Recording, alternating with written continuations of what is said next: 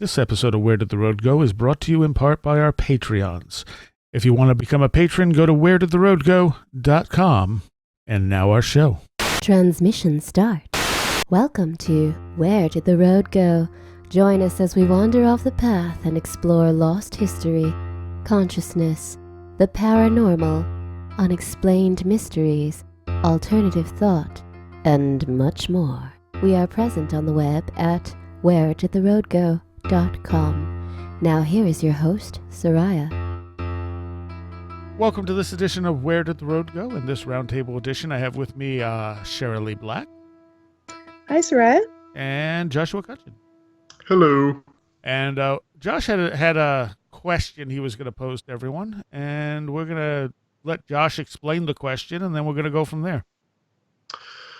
Well, my initial idea was, is there a case or a series of cases in one or more of your passion areas or a series of data that you would bring up to a staunch yet fair-minded skeptic at a backyard grill out or at a dinner party or something along those lines? What sort of do you think is an unimpeachable, or if not unimpeachable, very compelling case example? I was thinking about this answer to this question myself, and I honestly don't know if, at some point I might have pointed out Rendlesham as a UFO case, but I'm not even really sure in terms of UFO cases what I would really point to as a case that is really compelling, because even something like, I personally think that the Phoenix Lights are very compelling, but there is a skeptical explanation out there involving flares that people will say, well, that just seems to make more sense because people that are smarter than me said that must be the case, so that must be the case. So I really don't know if there's a UFO case that I think is as compelling as it doesn't really fit my criteria. Like I said, at one point I might have said Rendlesham. I think that the Ariel school case remains compelling too, but I can see the rebuttals to that coming from a mile off. The main thing that really came to mind for me with this sort of topic is the idea of the Bossburg, Washington tracks, which I actually had the privilege of seeing the actual original cast at the Expedition Bigfoot Museum down here in Georgia. The Bossburg tracks are known also as the Cripplefoot tracks because they actually exhibit a pretty specific type of clubfoot deformity. Where it actually appears as if bones have been broken and then re-healed, and the actual structure of the cast is such that it has lent itself to an easy reconstruction of foot bones, and it has been in the past remarked upon by the fact that in order for someone to actually produce these tracks with this sort of injury incorporated, somebody would probably have to have a background in podiatry, which I think is just it really sort of precludes the idea that someone's going to go out and sort of stomp around the woods in something that's other than just traditional Bigfoot tracks. There was actually a hoaxer who popped up shortly after the discovery of the Bossburg tracks and said that it was him, but the fake feet that he produced were not of the right shape with this deformity. But B, if you're going to hoax, like why would you choose to depict a certain foot injury? And just in general, I think that casts. I've said before, I think that a lot of other disciplines have sort of this Bigfoot envy, that the body of compelling physical evidence is so strong in the case of just studying Sasquatch, and really, the tracks, which at first glance appear to be sort of throwaway, maybe even circumstantial, it must be a bear print on top of another footprint. Actually, in the hands of properly educated professionals, yield a real wealth of data and consistencies one wouldn't expect. I think anybody who hasn't read Jeff Meldrum's Sasquatch Legend Meets Science, I really should have really should check out that book because he goes into a number of points that, while on the surface are dry, are extremely compelling, such as the presence of a mid-tarsal break, which is a spot halfway down the foot that is seen in certain apes, that is not seen in humans, but is displayed in some of these foot casts. Dermal ridges, which are obviously like, you get the fingertip whorls that you have on your fingertips that actually appear in some of these casts on the toe prints. And also the even more curious statistical anomalies like the presence of Morton's foot. Morton's foot is a slang name for a condition wherein the second toe actually appears longer than the big toe, which apparently I apparently suffer from. But I believe the population of Morton's foot individuals with Morton's foot in the human population is around 10%, and that same 10% threshold is reflected in the Bigfoot casts that have been collected as well. So just little data points like that, I think, are really compelling and point to there being something objective and physical going on in the case of Sasquatch. So that would be my impassioned case for Bigfoot. Now I have different cases, like obviously Shirley's experiences are on their own something that I would I would have to hold up as being exemplary. Also, I get very tired of people acting like there is no scientific basis for side effects. I mean, if you think that nowadays at this point you're being willfully ignorant, and there's a ton of peer-reviewed literature, a ton of really well-placed people saying some really sound statistical things and really backing it up with evidence, that I think if you're denying the existence of those sort of phenomena, you're choosing to. There's some really interesting quotes from some figures in Dean Radin's new book, in addition to the work that he's done himself, that really underscore this. And I think that this is that's the one thing that I get impatient with people, is if they're like, oh, ESP and telepathy and all that stuff, it's just garbage. Well, no, you just haven't done your homework. Cheryl Lee, what are your thoughts? My thoughts on this, and I think, Joshua's original question was about a staunch but non-antagonistic skeptic. And I mean, there are various types of skeptics. I mean, there are politically motivated skeptics that I mean, it's their imperative to put their position forward, and they don't even care if they're right. I don't think it's more of a tribalism kind of attitude. Yeah. It's an us versus them, and has nothing to do with logic and reason and what kind of evidence there might be. Because I do think that if you actually have somebody who's skeptical but open-minded and curious, I think that's somebody that you don't really have to worry about the overriding one good case. And I don't think scientifically that's what you need to be looking at anyway, is you really need to be looking at a body of evidence. Certainly when I studied science in university, we weren't told to look for that, one good case.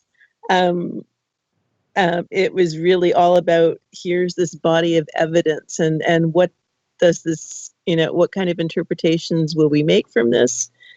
And really, when you go to write a scientific paper, it's important that your observations are the important part of the paper. The interpretation is nice, and it's needed, and it's required of you, but you have to write that interpretation with the knowledge that as more data becomes available, models will change and your interpretation may be thrown out. But if your observations are correct and well considered, and your methodology is sound, well, that paper will continue to be a valid paper. So, this idea of finding the one perfect case to the smoking gun, that really doesn't make any sense from a scientific methodology at all. Well, And I think if we had like a Bigfoot body, that might do it. are you sure Yeah, though? Uh, Because somebody will say that's an ape or a deformed human or something. well, but if science has a chance to actually study it,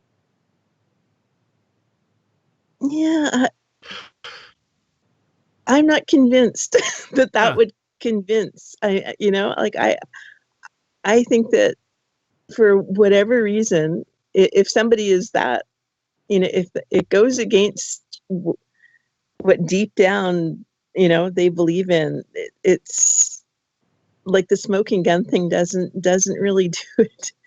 And there'd be also, and it could be really classified as if there's just the one body. It's like, well, if this is a species, where are the others? Why are we not seeing more than just one body? That doesn't make sense. This must be some kind of a deformation of a known species, like just Yeah. something that's kind of a freak. I feel like I have a little bit more. I feel like I probably have a little bit more faith in the skeptical establishment. I mean, while at the same time, you definitely need a body of evidence if you really are engaging with a post-positivist paradigm, like most scientists should, quote unquote, most scientifically oriented people should be dealing with. You only need one black swan to prove that not all swans are white, right? I mean, that's that's sort of the rule of thumb that gets trotted out. So I think that and obviously in casual conversation, a single case is going to have quite a dramatic impact. I can definitely see that getting trotted out. That doesn't mean anything, but at the same time, on balance, you don't need there to be an ongoing set of extraterrestrial visitations to the Earth. You just need, at some point in the past, 15 plus thousand years that human beings have lived on this planet, that at some point there has been an extraterrestrial craft visiting once, which actually, despite my criticism of the ETH, I think is probably possible or maybe even likely that has happened at some point in human history, just not with the frequency that a lot of other people do. So yeah, I'm sort of two minds about, how that would be received. And, I should hope that, well, I don't know. I feel like since we're through the looking glass with, the whole fake news thing and with where, with where deception in media can go. I don't even necessarily mean media in terms of networks. I mean media in terms of actually, like, visual things, video, pictures, audio. How we really have gotten to the point where we can forge anything like that with a really high degree of believability. I think that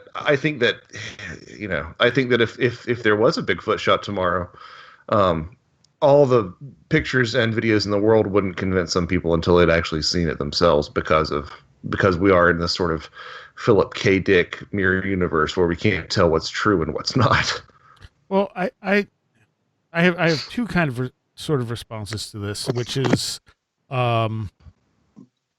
the most people I talk to, because I've actually sort of had this conversation with people, and most people I talk to who are like casual skeptics will almost always have an experience of their own.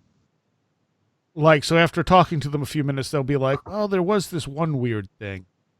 Or, well, maybe a couple weird things happened to me.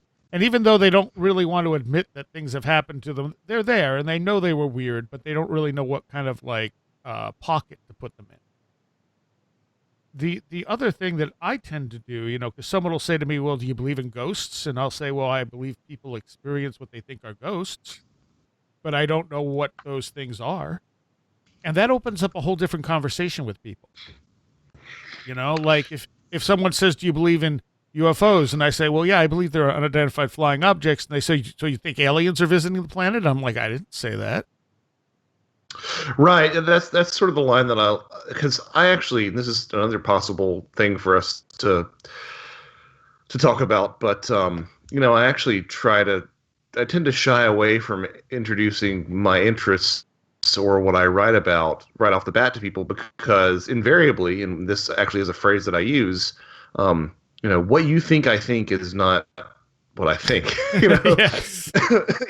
But the moment that you say that you write about or are into UFOs, people are like, oh yeah, you think that aliens have visited the Earth and in their flying saucers, and it's like that's kind of not where my area of interest really is. So like the code phrase that I introduce myself when people ask, you write books? Very rarely will I say that it's about, excuse me, the unexplained or Fortean or anything. I usually say speculative nonfiction is what I is what I write. Folklore. Which maybe I shouldn't be. I don't necessarily think I'm ashamed of this stuff. It's just again, it's Misunderstanding. almost, well, it's like somebody wanting to get a 2 minute a 2 minute soundbite of your stance on a political issue that's really nuanced, and it's like I would rather not even sort of broach this topic with you because it's going to take too long, and at the end of the day, I'm going to be misunderstood. So why even why even go there? So it's less about shame and more about just trying to smooth over the social awkward interactions. Right. Yeah, but I mean, the thing is, people are much more reasonable when you don't attach a specific belief. Yeah, but see that falls into the idea that, like, when you're making a scientific paper, you don't mix your interpretation with your observations. Yeah. Yeah. You just give your observations, and then afterwards you give an interpretation to the best of your ability, and with the understanding that it could be completely wrong, and you may change that interpretation at some time in the future. It's really all about making the observations, and it's okay to say, okay, I saw this light, and depending on where you see the light, your interpretation may be, okay, it's a UFO, it's an alien, it's a falling star, it's a ghost, it's Yeah. all sorts, like, you just keep going. I mean, context is everything. Demons, everything's Right. demons. Everything's demons, obviously. It depends on your experience and what you're bringing to the table as to how you're going to interpret it. But Well, yeah, and that's the problem is that if you start saying, I think people have a really good nose for where objective observation stops and proselytizing and belief sort of kick in. And I think people can smell it if you're talking to them about, anything of this sort of unexplained stuff, and you start grafting on, if you start talking about NDEs and you're talking about, Christianity being having a monopoly on truth, or if you start talking about, again, the ancient aliens thing, if you're talking about, anomalous ancient structures, I think people can. They say, oh well, I think people actually do a pretty good job of noticing. Well, there's something legitimate there, but you're taking it a bridge too far.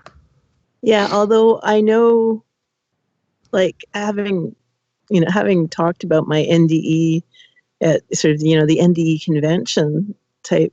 I mean, I've done that twice. It's not like I go to a lot of conventions. I've done it twice, but there's this feeling that people want more from you. They don't want, like they want you to go down certain roads. They want you to have all the answers and to give them stuff that, right. like, I personally didn't feel I could give them, but there were lots willing to. Yeah. To sell books or to get more attention or whatever. There were those that were quite willing to give people whatever it took to draw them into strange organizations and people are with that because everybody's got some skin in the game. Everybody's waiting for that and therefore moment where they hear that there is no death of the ego and you get to continue on your merry way. But at the same time, something like NDE and something like that coming from an experiencer, I have to admit, I do tend to be a little bit more forgiving with people who are experiencers of all stripes. And, for example,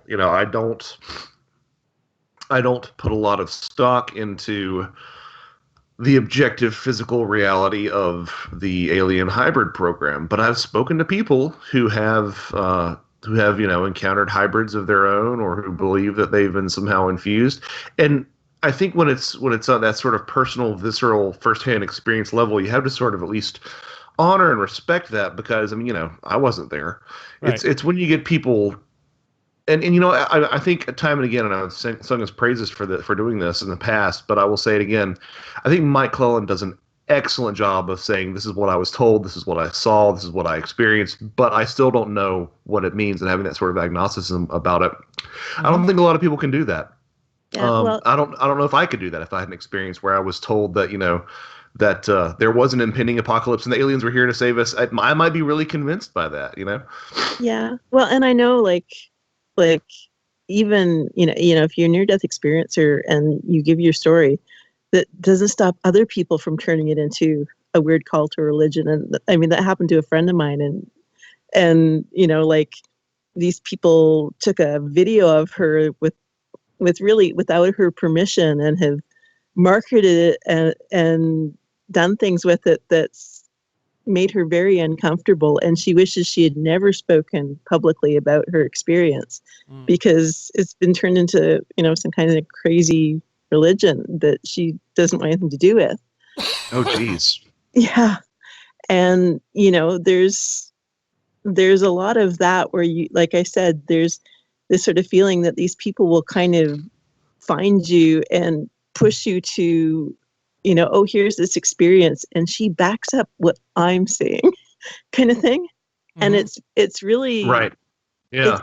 It's actually kind of frightening. And it doesn't help the experiencers. I mean, I want to understand, and I'd like to be able to talk about my experience in a safe environment, but and I don't expect everyone to say everything that I'm saying is the gospel truth, because it's not. And I recognize the fact that these experiences are filtered through who we are to start with. Yeah. And so they're very idiosyncratic, and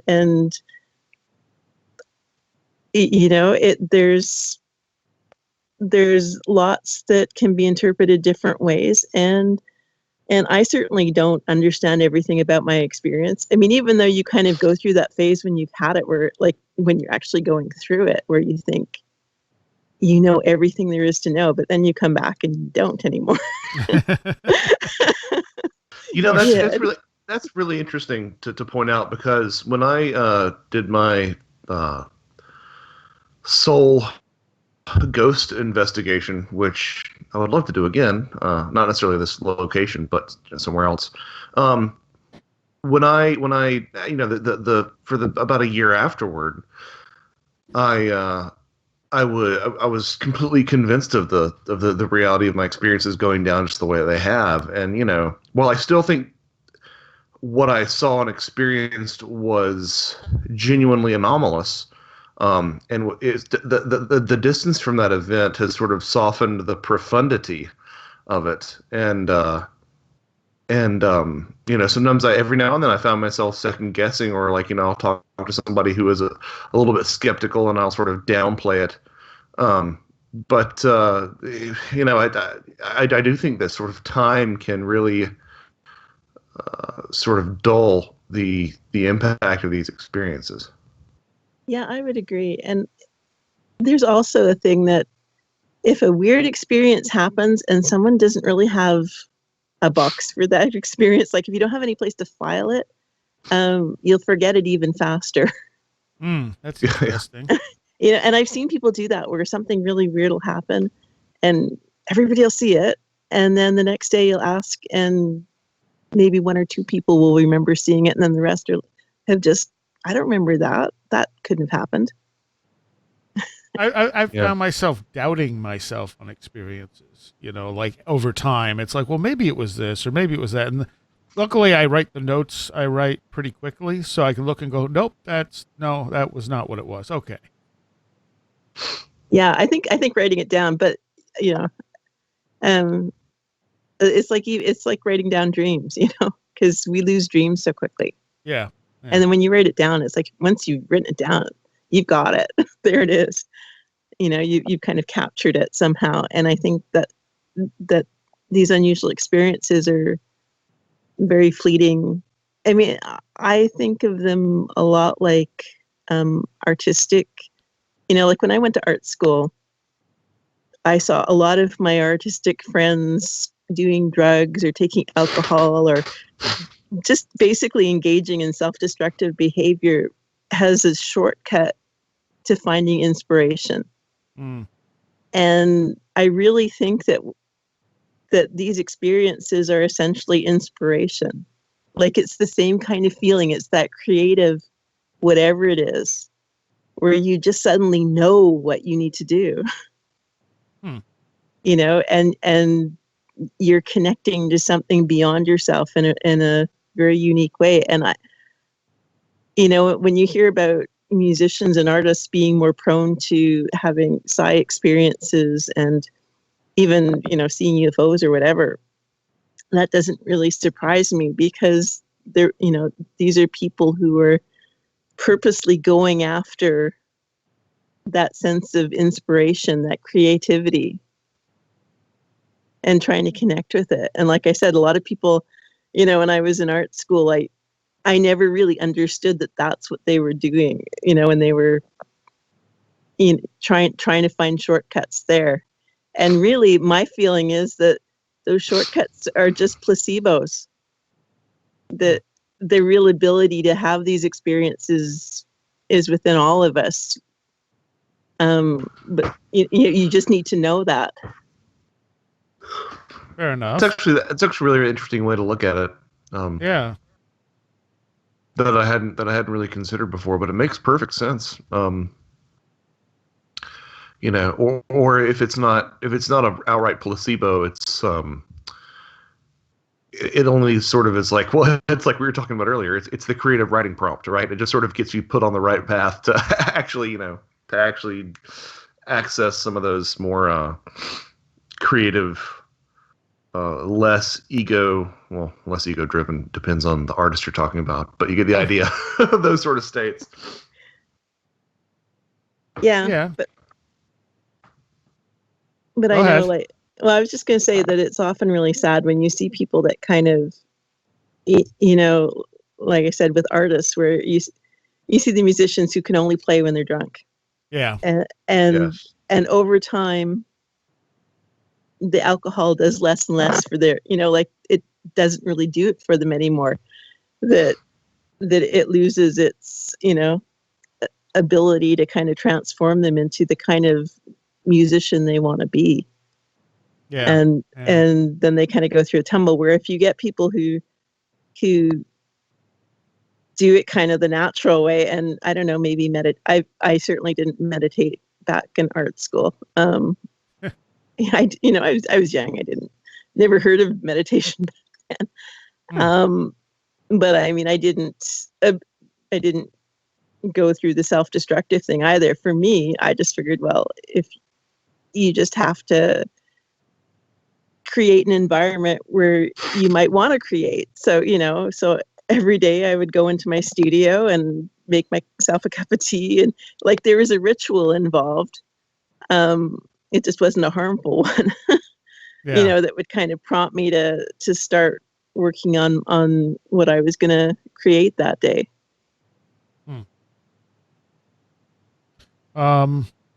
I forget how we got here from the whole skeptic argument. Oh, we're just talking about, sort of the interplay between belief and, whether or not people, if some people are just wired to not accept things when they're presented with them. Yeah. Well, I mean, okay, let's look at, Michael Shermer. I mean, I had always thought that if somebody would have an experience that they'd become a believer. But Michael Shermer is a, professional skeptic, and he wrote about, having a kind of anomalous experience, and yes, he's backed away from it since then. Yeah. It's like, yeah, okay, well, that was then. And it's like he's just kind of distanced himself from it. Although the one thing that does seem to have come about is that he seems to be a little more respectful of people who do have these experiences now, where originally he was, pretty nasty, Right. Right. and condescending, like only stupid people would have these experiences. So it's brought him a little bit of niceness, but it hasn't really converted him into any kind of a believer. Yeah, it's interesting because I feel like people on both sides. Well, I think this is actually I think this is the problem sort of endemic in society today in general. But I feel like those types of people don't ever take the time to say what if to actually question what if I'm wrong. And I do that in every aspect of my life. Yeah. Oh, Including absolutely. you know. But I feel like a lot of the skeptics and a lot of the true believers never take that moment to step back and say, what if everything that I think is true is the complete opposite in this one area? And I just think the act of really engaging with that idea on a semi-regular basis, even if you come back around to being like, no, I believe this is true because X, Y, Z, I think that really helps keep a healthy perspective on all sorts of things, be it politics or religion or Fortiana. I agree. Yeah, that's something you should do in every aspect of your life, because otherwise you start building stuff up on false beliefs. Exactly. And also, the idea that, that with the roll of the dice, if you'd experienced what this person experienced, you might feel the exact same way that they do. But because you Yeah. haven't had that experience, there's that disconnect. Well, I think when you get people who are very staunch disbelievers, it's because they can't accept that we don't know things. Yes. And, you can point out the fact that science has time and again and again and again and again, thought that it was at the pinnacle of Hmm. of having the universe and reality, Yep. figured out. And you can actually point this out to people who are of that um, Mindset. that sort of mindset, and they will still say, "Well, yeah, but that was those those backwards people from back then. Now it's different. Now it's different. This time it's different." And it's just you got to pull your head out of your Buttocks. ass. Yeah, your buttocks. Um, yeah, as far as citing a particular case, I don't know. I mean, like you mentioned Rendlesham, and there was a point where I would say, well, Rendlesham's a pretty damn good case, but now it's been so muddied that it it's no longer a good case. I'm sure there are Yes. people who would throw Roswell out there, but Roswell's 1,000 times worse. Um, and the thing with something like Roswell is there are really good, more traditional explanations to explain what happened in Roswell. That Right. doesn't involve UFOs. That still fits all the criteria.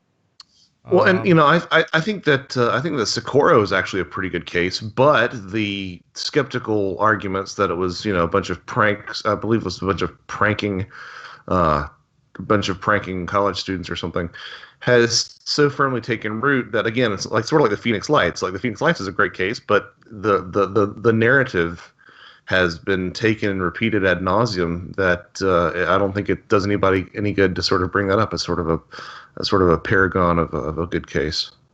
and the New York Times article, all that seems to sort of have faded already.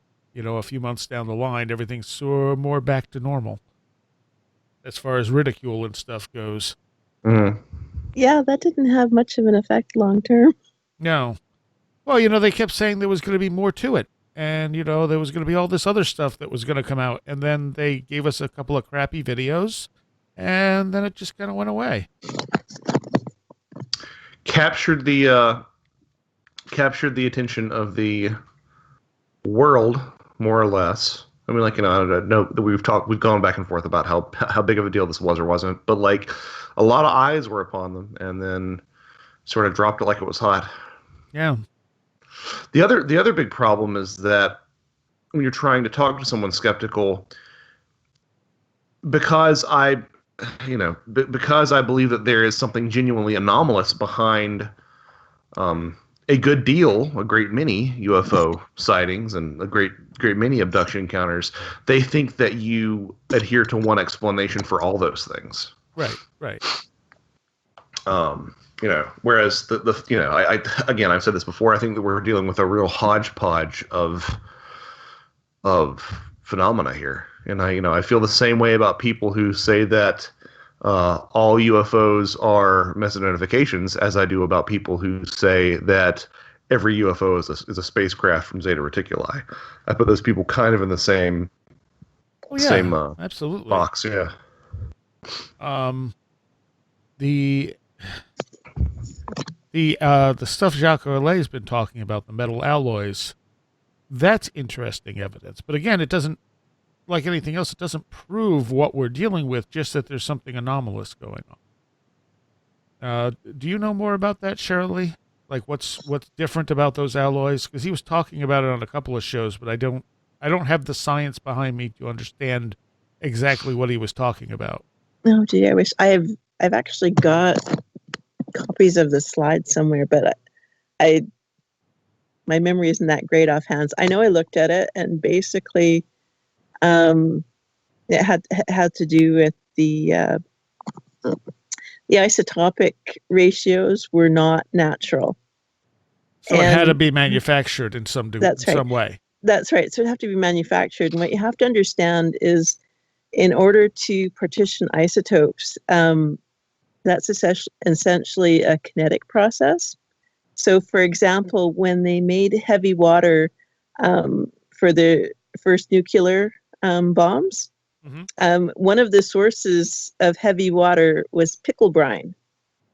The reason being that when you boil water a lot, the lighter isotopes go up in the steam and are carried away, whereas the heavier ones are they preferentially will stay in the boiling liquid. So you're losing your lighter isotopes and you're keeping your heavier ones, but you have to boil a heck of a lot of water, like lots and lots and lots of water. So it takes a lot of energy in order to concentrate isotopes that way. And so when you're looking at metals, oh my gosh, like if there's some country out there who's manufacturing those isotopes, I'm scared. But I wonder, okay, so if we're dealing with something non-human, does it need technology or could it do it on, say, a psychic level? And I don't think we have Yes. any way to answer that necessarily. Well, there's a famous what is it, that the famous Ingo Swann thing where supposedly he remote viewed the moon and they could see him remote viewing the moon. So the thing that I've wondered is, what if there is some sort of advanced civilization out there that genuinely can actually come here and observe us, but can do it from the comfort of their living room with a technique like remote viewing, and whatever we end up seeing in terms of the UFO phenomena is that's what remote viewing looks like when the viewed observes the viewer. I was thinking more along the lines of apports. Is there some way to, Ah, to create an apport with a particular isotopic ratio? hmm. Well, yeah, of course, we don't know how outports work either. Well, this is right. Yeah, I know. This is all. That's the problem with all this stuff is it's one thing that doesn't that could, but we don't could explain, Yeah. but we don't know because we don't know how it works. I mean, we know apports happen, but we don't know the mechanisms behind it or if anyone can control it. Yeah. Yeah, I would say that if if there is a method by which other civilizations are able to basically visit Earth without actual technology, that that that they will have a much better grasp of the techniques in terms of making them consistent than we do as human beings, because we just even our best psychics and mediums just aren't there yet. So maybe as you develop and you as a species become more advanced, in your intellect, you're actually able to harness these things with a greater consistency. I don't know. Maybe it's some other reality's trash. No, just apports are just like yeah. It's like the planet in Thor Ragnarok. Just it's just a dumping ground. Earth Right, is just a dumping exactly. ground for garbage. That's the recycling hole. Throw it in Yeah. there. It's all stuff like slag, But what's really interesting about apports and fragments that are, reportedly from UFOs is that they're both physical objects, like physical representation of this phenomena that seems to kind of go from the physical to the non-physical. Like it's kind of in that in Yeah. between. Like those are both physical evidence or physical representations of that kind of in between state. That it makes both things quite interesting. Right. It's one of those things where I always have a problem when people are like, well, these things have to be physical because they leave physical traces on our reality. So in other words, Bigfoot leaves prints and UFOs leave slag and all this stuff. But I sit there and I think to myself, isn't that what all psi phenomena is? It's the intangible made real in our world. I mean, it's something intangible has an actual measurable physical effect in our reality. So again, without writing out or writing off rather the possibility that there's a physical component, just because there are physical attributes doesn't mean that the phenomena itself must be physical. True. But that's something you hypothetically could show a scientist, if nothing else, and say, okay, well, if you can prove the chain of custody of this object, or if it's something we can't create now. I think Valet said his next step was trying to figure out if it was something we could replicate, and if so, what would it take? And at that point, if you can establish, you don't even have to establish chain of custody at that point, because you have something that doesn't make sense, that shouldn't exist, or at least not. It won't exist naturally. Right. So, and like I said, I can't think of who'd be manufacturing it. Although who knows? Maybe there's a lot more advancements in the aerospace industry than I'm aware of. I'm sure there are actually. Yeah. As far as that goes, because Yeah, and that's definitely. I mean, our own culture being way ahead is a possibility. A breakaway civilization is a possibility without going into the paranormal.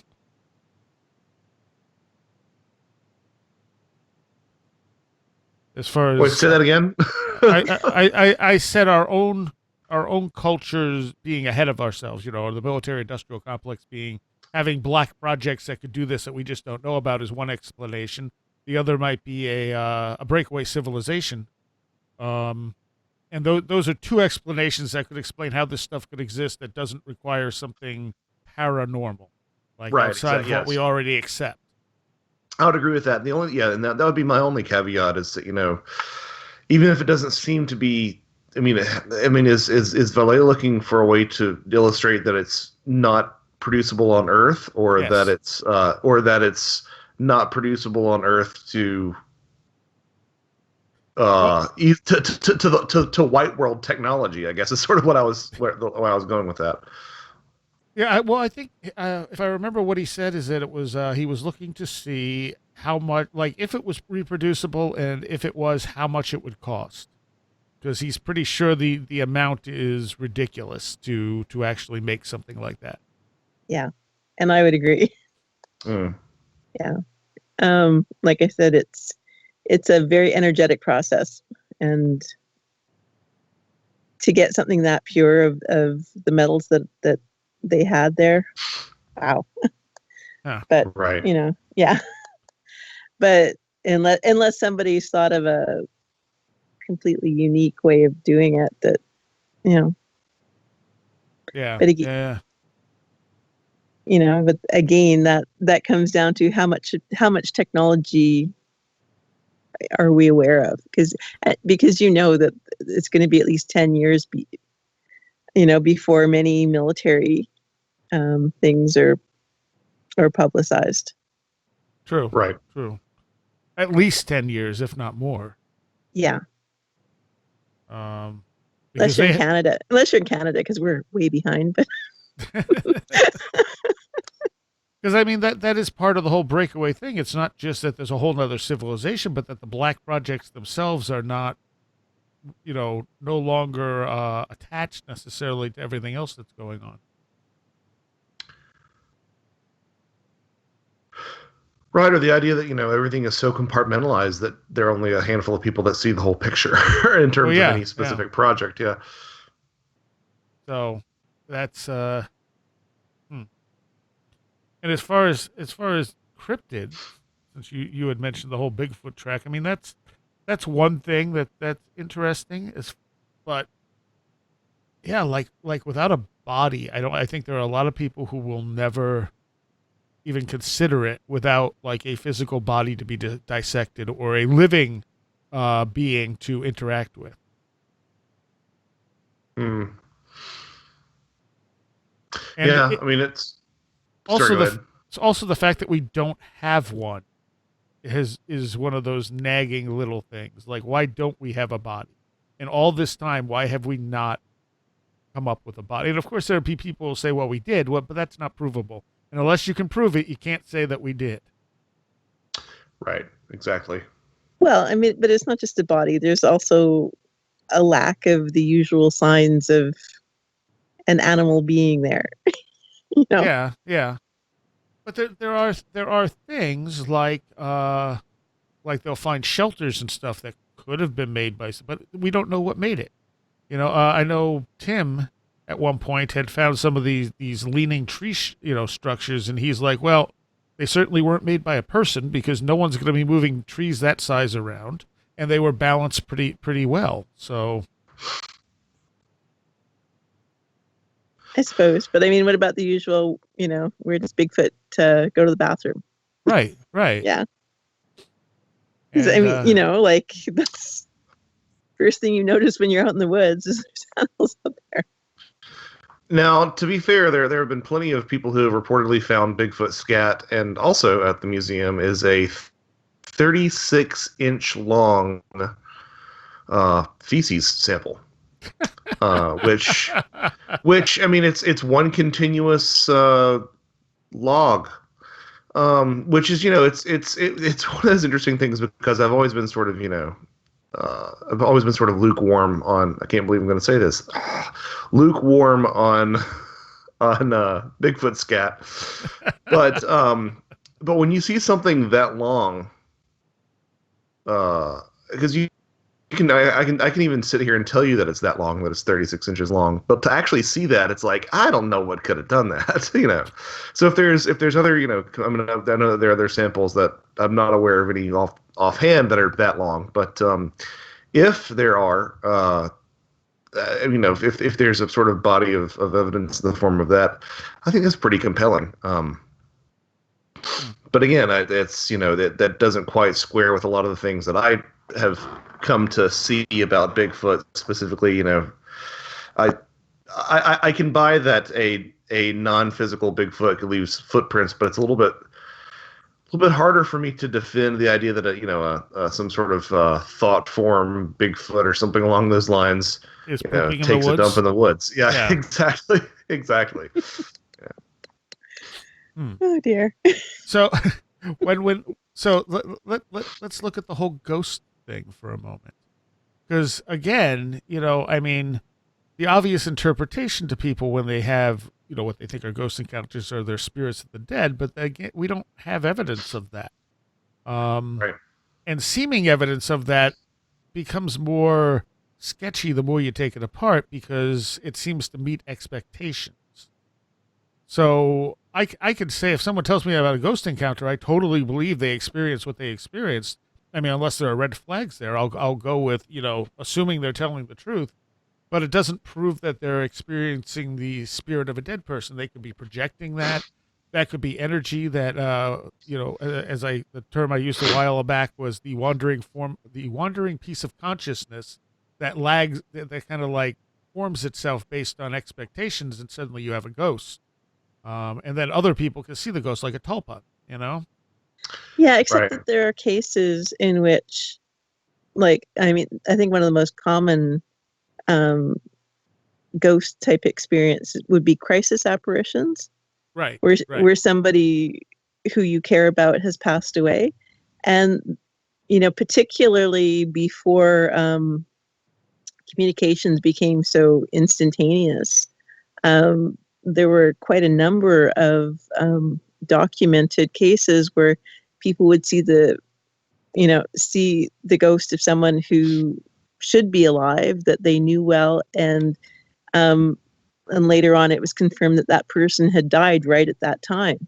Mm-hmm. Mm-hmm. So I mean, and even I think Bruce Grayson gives a story in one of his lectures about a little boy who had a near-death experience, and when he was in the hospital, and when he was recovering, he told his parents that who he had seen there, and one of the people that he had seen was his sister. Well, his sister was away at university, and there's no way that he should have had an experience of her.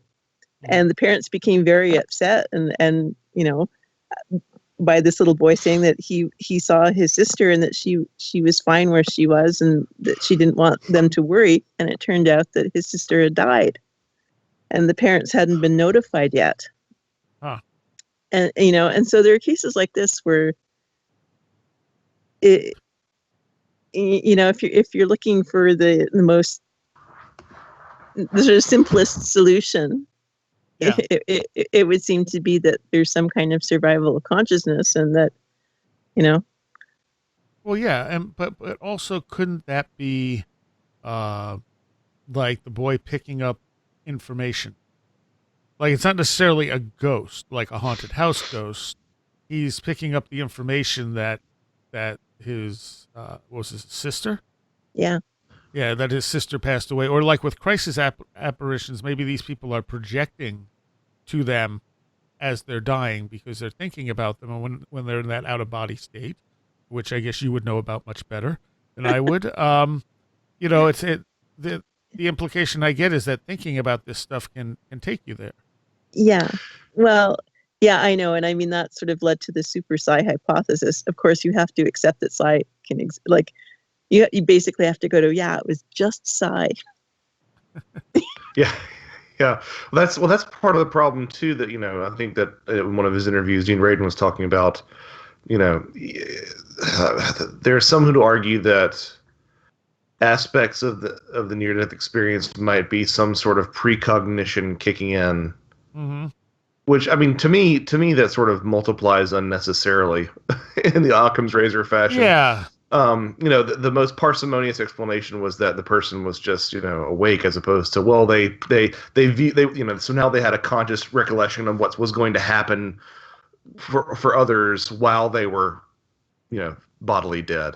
Yeah. Well, The problem with that is when people see things that it makes no sense for them to encounter in their future. Like, there was a case of one woman who saw a red tennis shoe on the ledge of the hospital on a high window, and the nurse basically had to, really work hard to reach around the corner and retrieve this running shoe just to see if it was really there. And the woman had the near-death experience, insisted it was.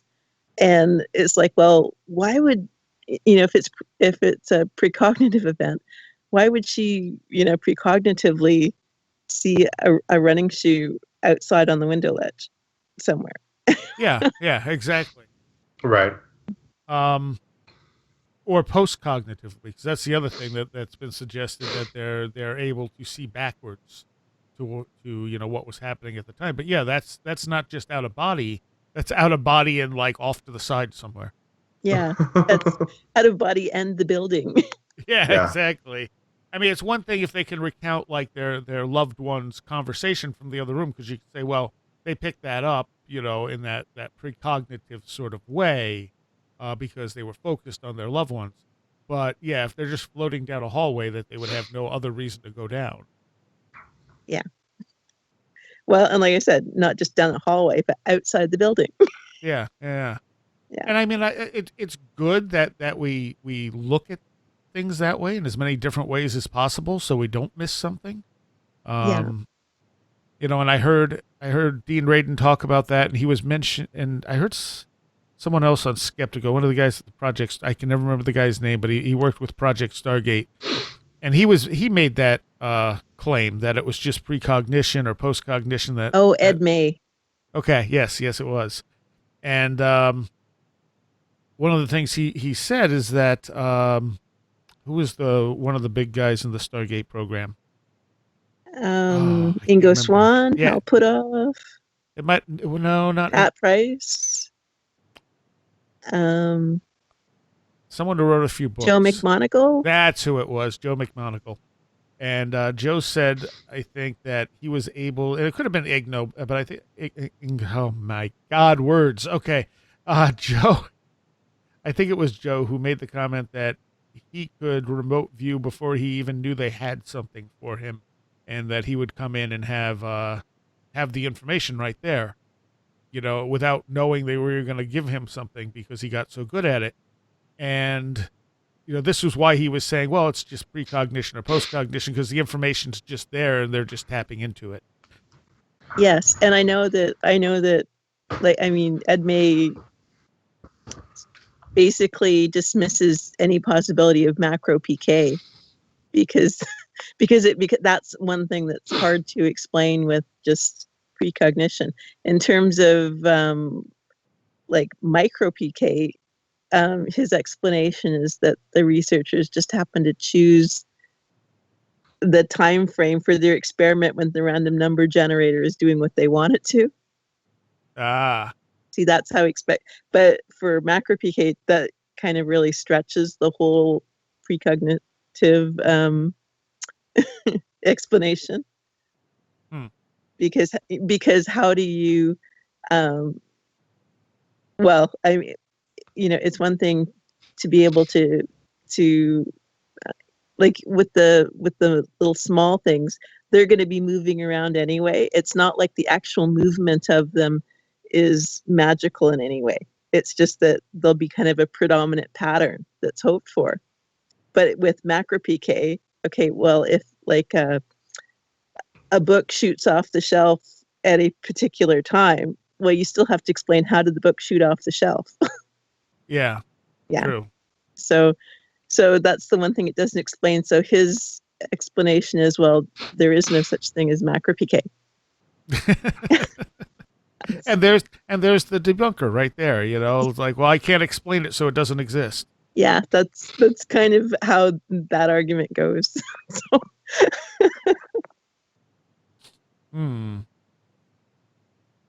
All right. But that's of course that's not the person at the what did you say, Josh? A barbecue? Yeah, or the grilling out or a dinner party or barbecue.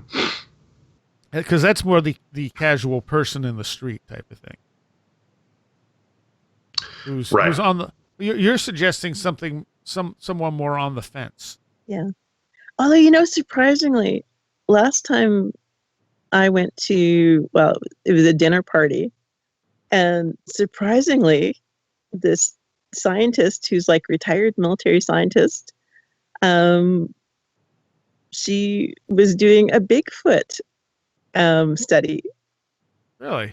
It was, and it wasn't because that was her lifelong interest or anything. It was just that a local group, they decided to ask scientists in people in the scientific community if anyone would volunteer to teach them how to do a proper scientific study of what they were interested in. Oh, that's cool.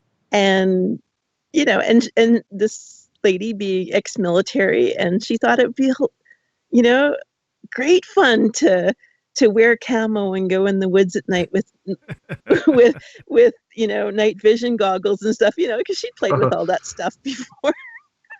I mean, they picked like somebody who was really kind of inclined to think this would be fun, and she says, well, I don't really know if there's such a thing as Bigfoot or not, but I can set up a scientific methodology for them, and we'll go out there and do this study, and we'll see what we find. And they didn't find Bigfoot. She said the closest they came is she saw what she thought, oh my God, this is it.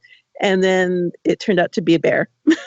A bear that was like standing on the back legs walking, and then it went as soon as it moved forward onto all fours, then she could tell it was a bear. She was kind of disappointed. She said she'd kind of gotten into the whole thing by then, but and she said that really she didn't see any reason to be nasty to someone for for the people who believed that they were Bigfoot. She said that she thought they were going about it the right way, that they were asking for help from the scientific community, and she really enjoyed going out on the weekend and doing the study with them. And that really, that was quite surprising to hear. Yeah, and she was very positive about the whole experience, and Well, I think that's something that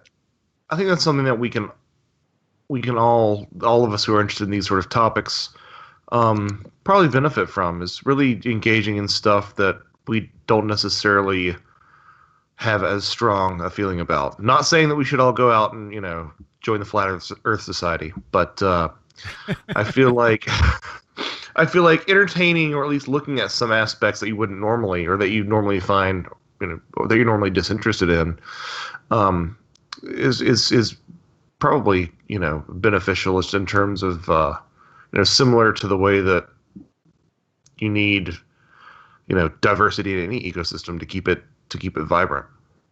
But the Earth is flat, right? Of course. Oh, okay.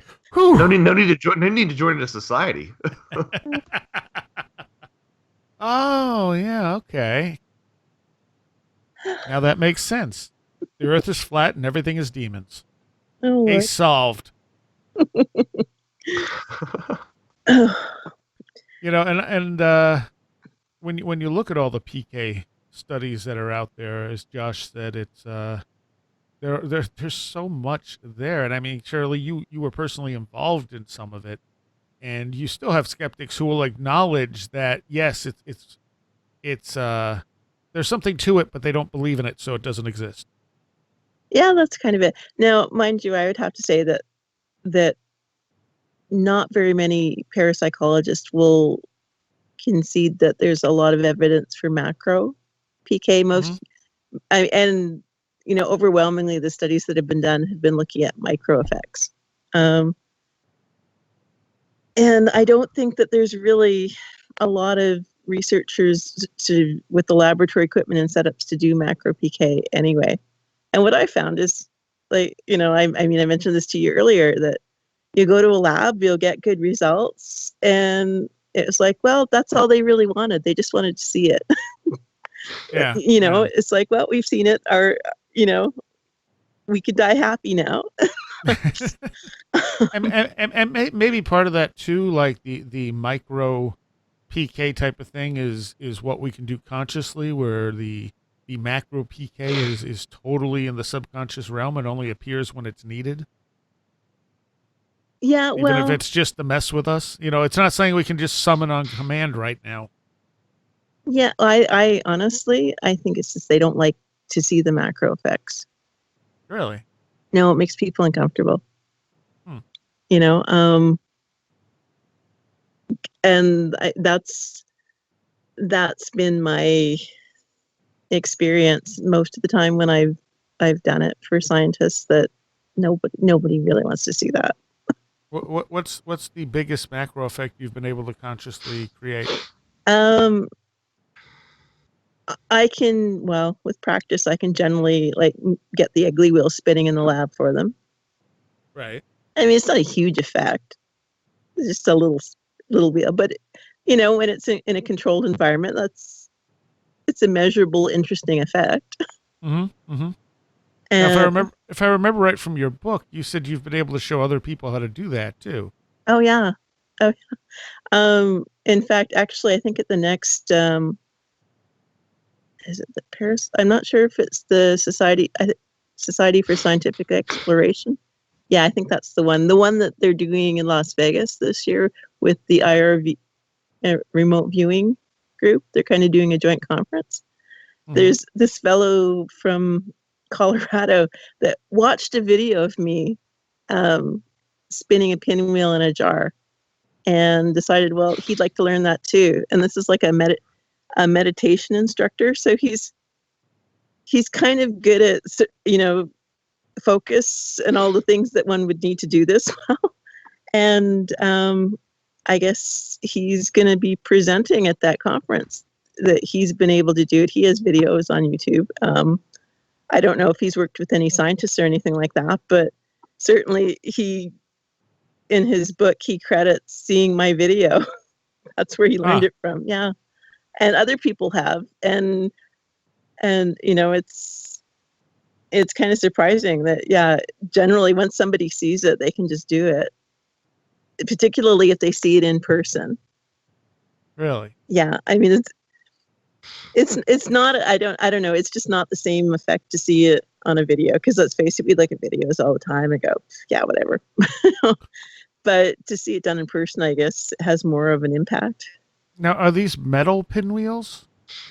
I've done it with different, the Egley wheel was kind of a professionally made one. Dean Radin had suggested I get one because they had one in their lab and they couldn't get it to spin when it was covered, So he said I should try and see if I could do that. And it didn't take me long at all to figure out how to do that I could do that.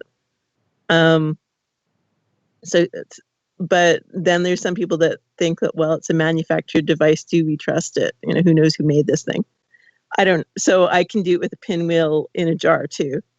And I think I started off with paper ones, and then somebody had suggested that tinfoil would be a better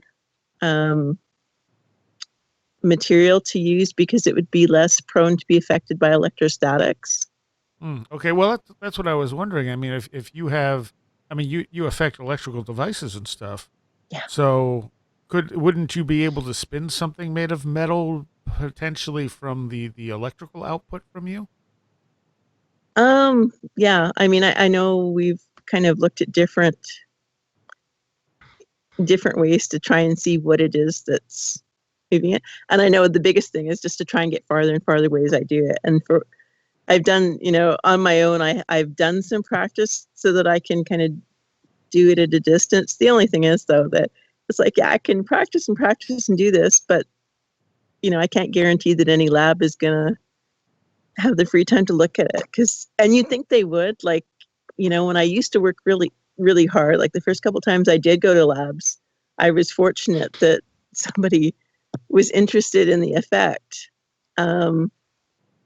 But generally what I found is once they see it, they would rather look at micro effects instead. And that's, and I've done those too. Like I've gone and done experiments with the photomultiplier tube experiments type of thing where you're put in a dark room and you try and create photons. And I mean, everybody does, but some people can just produce way more than others on cue. So, I mean, those ones are interesting. And I think that they would prefer it if I were like a psychic healer, because most of the experiments are looking at can psychic healers do this? And they don't really want to know if poltergeist agents can do it. And apparently they both can. Both groups seem to do it. So there was someone I had on. This reminds me, and I'm trying to remember his name. I'm doing really excellent with names today.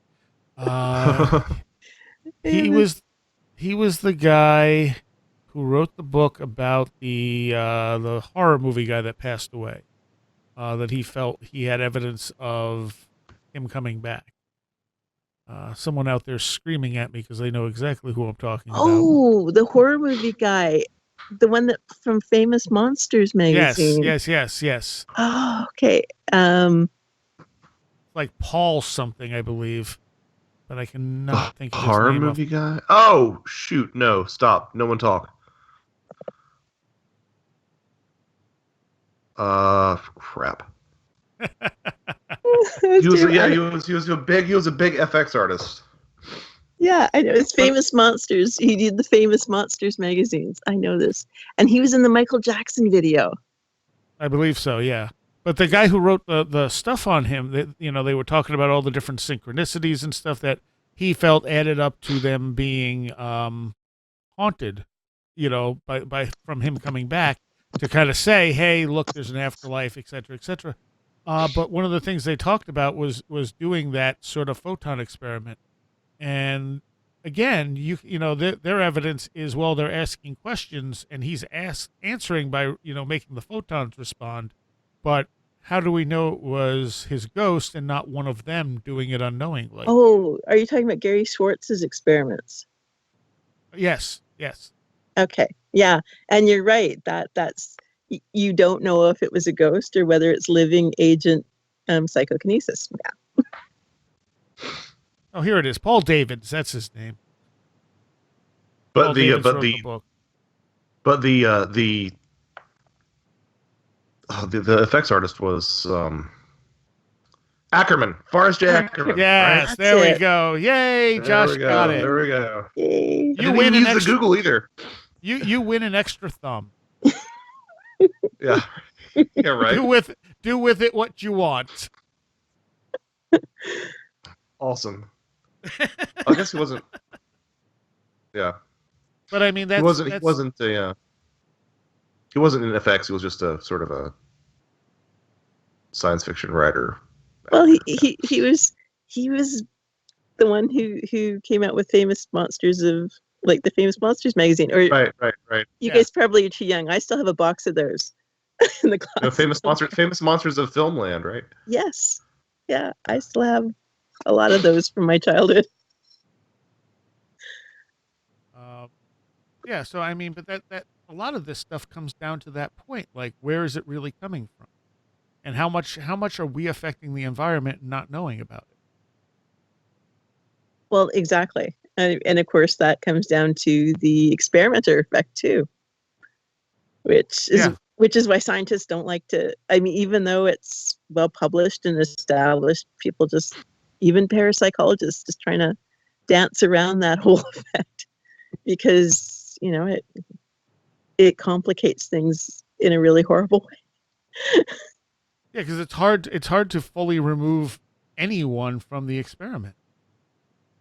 Yeah, it's not hard. 'Cause It's impossible. well, right. But I mean, you could like when I had on Albert Taylor, he was talking about trying to design robots to do ghost hunting. So in that case, you're kind of removing the people because the robots would be acting on their own. Yeah, except that you'd still have your expectations. Yeah, right. You But know, it's less of a thing than being actually having an actual person there. no, it's not. There was an No. experiment done by Helmut Schmidt, where these were psychokinesis experiments where he actually did some where it was kind of like a random number generator type of thing. Mhm. And they did some where they recorded the random number generator ahead of time and then gave it to the test subjects to try and influence the outcome of the random number generator. And like for some experiments, they did it where it was like a live random number generator, and they found that worked. But then they did it with these ones that were like pre-recorded, and it still worked. Huh. Yeah. So it's almost like the effect went backwards in time. Yeah. or just affected the data after it was already there because it wasn't set because no one had seen it. That's right. I remember Robert Schoch talking about that in his last book too. He was talking about some of the uh, types of things like that could, like I think it was college students, where they did better if they even if they studied after the test, as long as no one graded the test before they did so. Oh, that was Daryl Bem's experiments. Yeah, Yeah, you should have him on. He's like right in your vicinity. really. Where's he? I think he's professor emeritus at Cornell. Really? Yeah, I think Oh, I so. will. I will have to check into that. I'm pretty sure that's. I could be wrong, but I'm pretty sure that's where he was. All right. Well, so you know who else was in Cornell, right where we are? It was Carl Sagan. well, yeah, Carl Sagan, obviously, but Parm. What's his last name? It does near death studies. Oh, Sam Parnia. Sam Parnia? Yeah, that's it. Sam Parnia was in Cornell at one point. Okay, yeah, he's been around to like well, he was in the UK first. Because I think I had seen something and it's like, it mentioned him being in Cornell and I was like, wait, Oh, he's in Cornell, and then it's like, oh, not anymore. Of course not. Okay, great. yeah. Could have had Sam Parnia right down to the studio. That would have been great. Yeah. Well, the thing with Daryl Bem's experiments, like, we're talking about skeptics, is the skeptics decided that because his worked and not only did they work, but they were published in a fairly mainstream journal, which really upset people. So the skeptics came out with an online version where they were going to run their own experiment.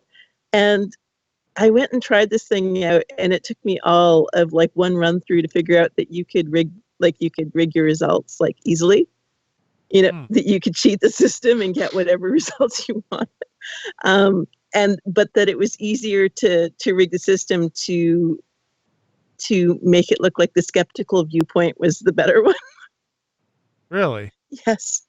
So, I'm thinking, okay, so the skeptics basically came out with a rigged test to prove their point. Huh. And I actually sent them an email going, okay, you do realize that it's very easy to cheat your online system.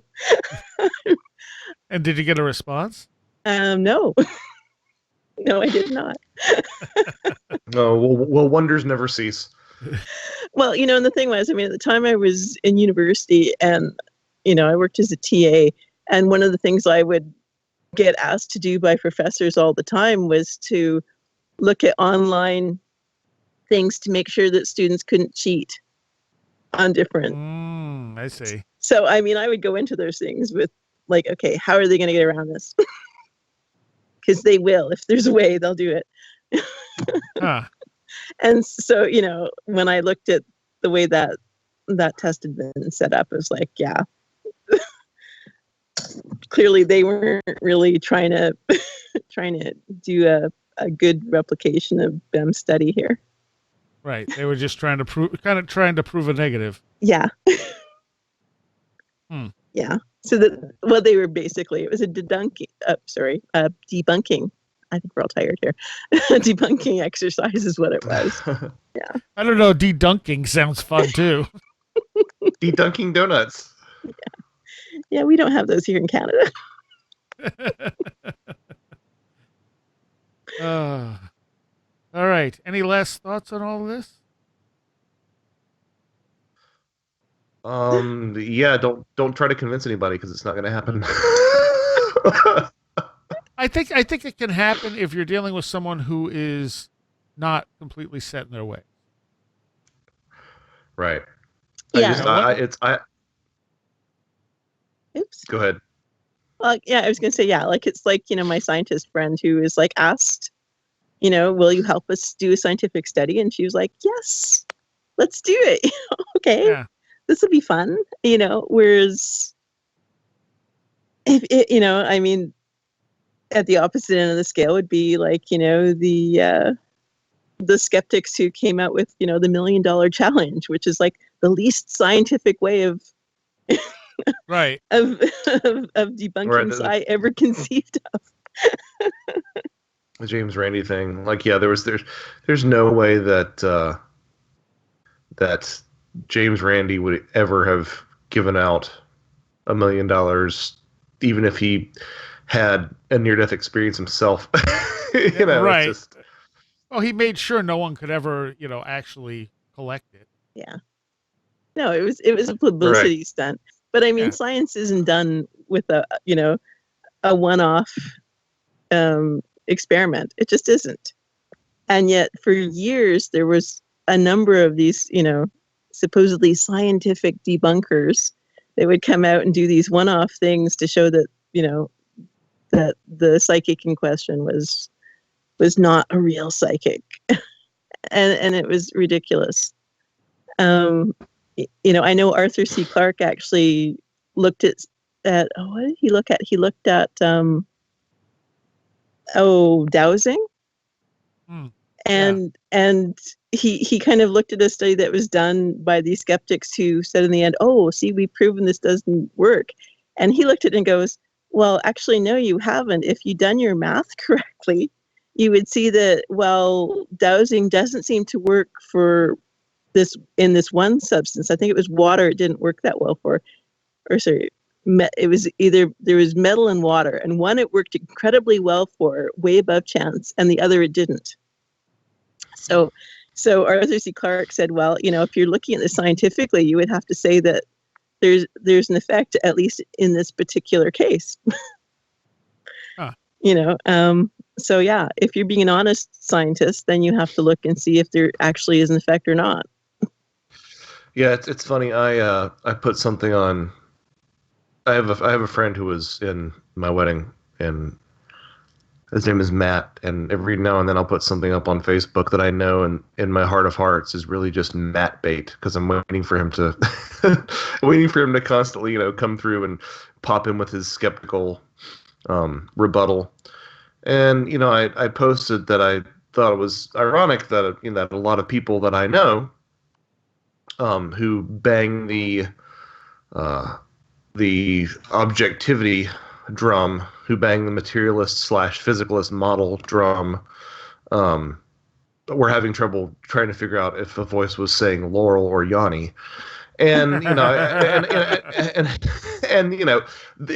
was amazing to me, the sort of people who got what I was trying to say, and the sort of people who were like, well, actually, the waveform is objective, and the waveform can be seen using audio software. So that means that there is an objectivity, and like, you don't really understand what I'm saying at all about how our reality is subjective. And Yeah. so I think it also, honestly, and this is going to sound snarky, but I think it depends on how pedantic the person that you're talking to, trying to convince, or trying to share with is. Yeah. Okay. I don't know. I mean, there's some people I would never talk about these things with. Right. And it's not that I don't like those people. I think, some people I really think very highly of, that I just wouldn't, because I know it would make them uncomfortable and make me uncomfortable, and it's just no point in going there. Yeah. Right. Although I would say one of the, and I was going to mention this earlier, one of the common responses to, mentioning UFOs nowadays is often, I like ancient aliens. Yeah. Yeah. And it's like, okay, well, that's a start, Yeah. I've actually never seen the show. I suspect that there is really sort of a spectrum that we all sort of roll through. I mean, I think that anybody who starts out interested in these sort of things and isn't into ancient aliens and isn't into, some of the really just patently false or difficult to believe stories, hokey stories.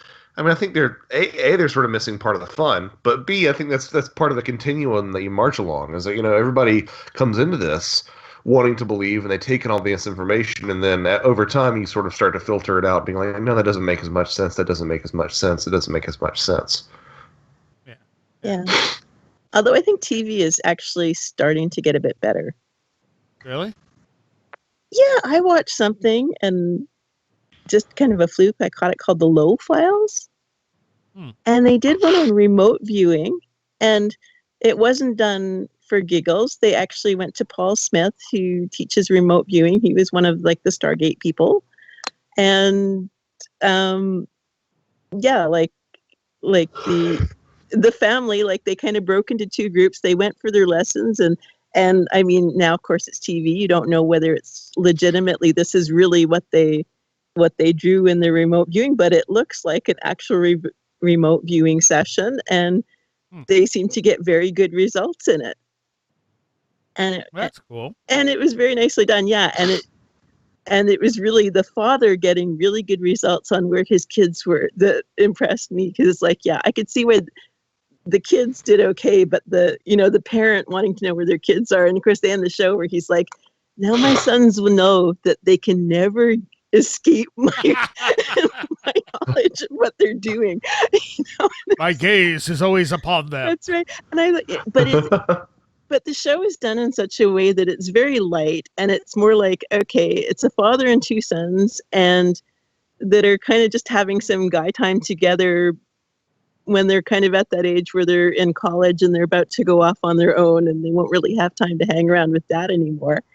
And so they go off and they do these little weekend jaunts, where they had one where they looked for Bigfoot, and they had one with UFOs, and but they do it in a way that's not nasty. It's very lighthearted, and they actually do some interesting things.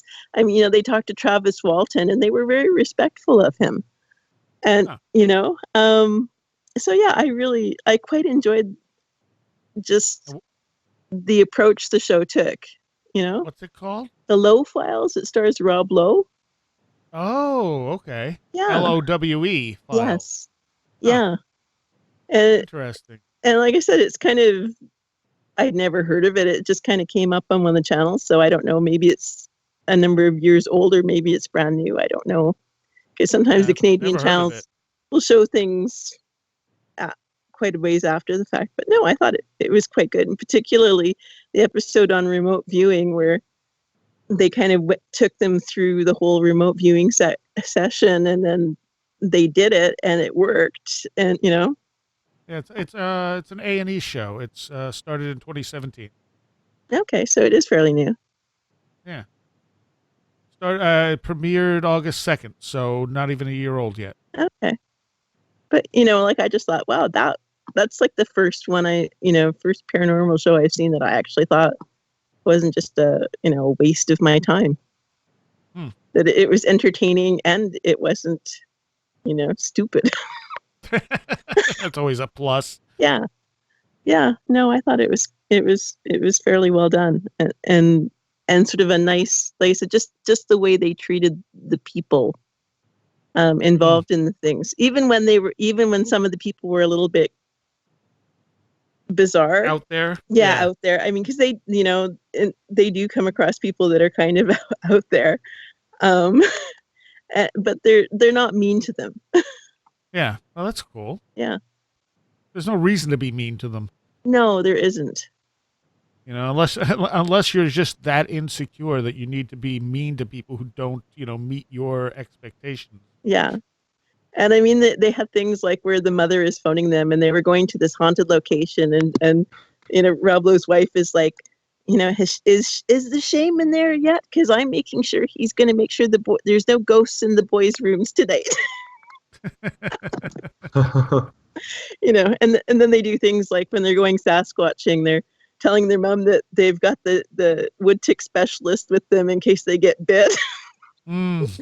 just to upset her. Yeah. All right. Well, cool. I thank both of you. This has been a good conversation. An absolute pleasure, as always.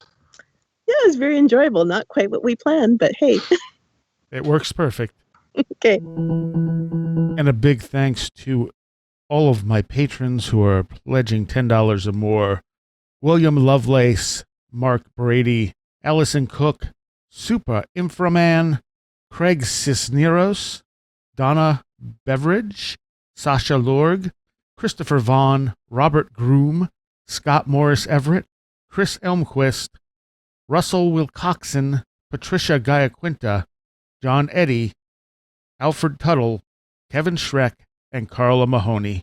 Thank you guys so much for the extra help, but thanks to all my patrons as well, because everything counts, and it really does help keep this show going. I appreciate it a whole lot. Thank you. You have been listening to Where Did the Road Go? This show is made possible in part from our Patreons, and we thank you and everyone listening for helping us continue this exploration of the strange.